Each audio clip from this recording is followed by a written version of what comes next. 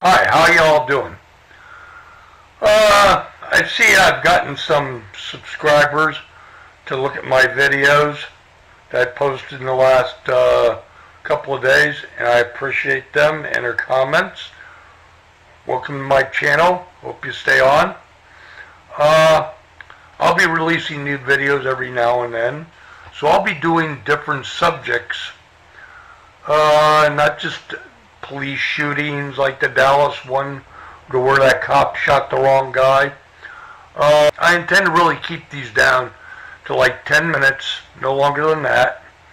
But I can make more every now and then, and hopefully I intend to do so. Well, let me get to the subject that I want to talk about today. I want to talk about Hurricane Florence. Now, I have some experience with hurricanes. I went through them in the 1960s. Lived here in Miami all my life, and I didn't enjoy them then, but things weren't all that bad when they came through back then.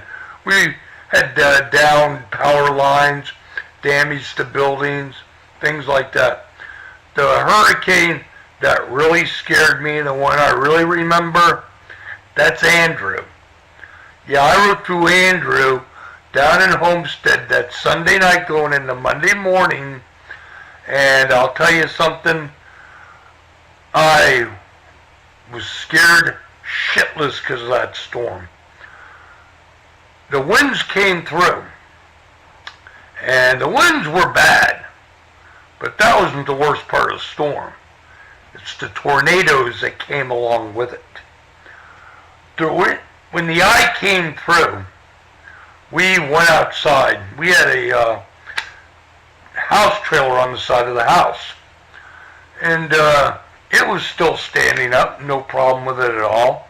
And we were like all surprised about it. Wow, this thing's really faring really well. Okay, well, here comes the eye through. Here comes the other part of the storm.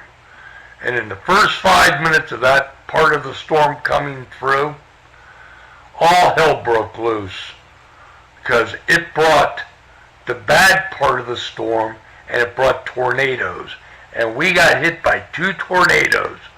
One tore off half the roof of the house, and the other one, it wrecked the trailers and wrecked the sheds and caused most of the damage, at least where I was living. And I was living in Homestead proper. I was living only maybe half a mile from downtown Homestead. But I think you get the drift there about Andrew and stuff. People who know about it there, they'll remember how bad it was. People who know about Katrina know how bad that was. But what I want to talk about is, I was watching on the internet this interview on Fox News of this guy in North Carolina. He had to be the stupidest moron I've ever heard. This guy, we live a mile and a half from the coastline, and we're going to ride through the storm. We have 5 generators and blah, blah, blah, blah, blah, blah. You got plenty of body bags? Because I don't think you care about, or need to care too much about storm surge, or about the hurricane winds. You need to care more about the tornadoes, pal, and what it's got to do. And you got 20 gallons of gas? Well, that's good luck. Hope you can do something with that 20 gallons of gas. Because when Andrew wiped out Homestead and a whole lot of South Florida, it was 6 months before things got put back into shape. It was 2 months before power really started getting established down in Homestead. Hope your 20 gallons of gas fares you real well. Let me ask you something else. You got a bunch of guns? Hope you got guns, because you're going to need them for the looters. Because where you live and those people up the coast from you in Virginia, well, they like to come out and they like to loot. And when there's no power around, the authorities aren't around, because they're all going to be busy doing this and that. You better be prepared to protect yourself. And you better be prepared to do things that you might find to be repulsive, but those people who are coming to loot, who are coming to do you no good, they won't hesitate. They know what's happening. All I can say this to you is, I wish you and others a whole lot of luck. I really do. I don't wish you to get injured. I just think what you're doing is highly stupid. I think you better very well consider this storm and what comes with it. Because I can tell you right now, it's not really the winds, it's the tornadoes that come with it.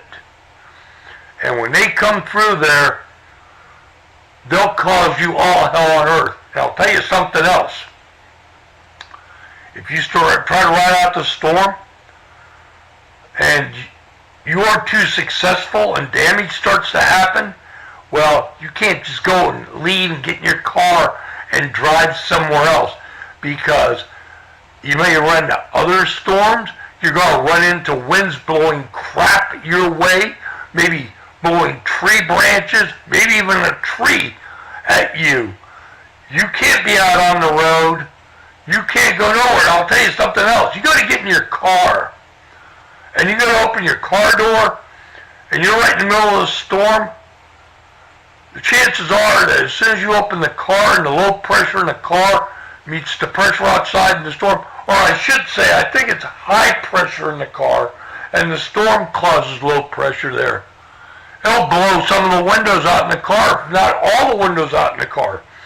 All I can say to you is that if you start to ride the storm out and bad things happen to you, well, you're along for duration, pal. There ain't nothing you can do. With your 5 generators and your 20 gallons of gas. 20 gallons of gas.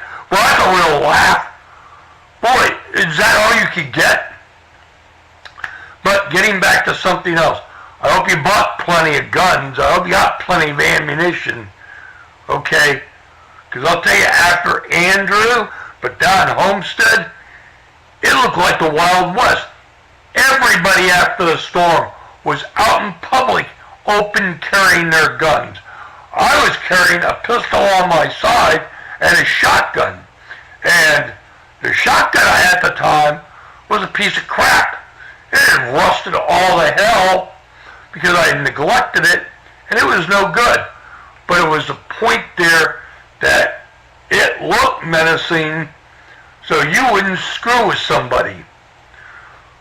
That shotgun now, I've lubed it up, fixed it up, and it's a functioning, well-functioning piece of equipment.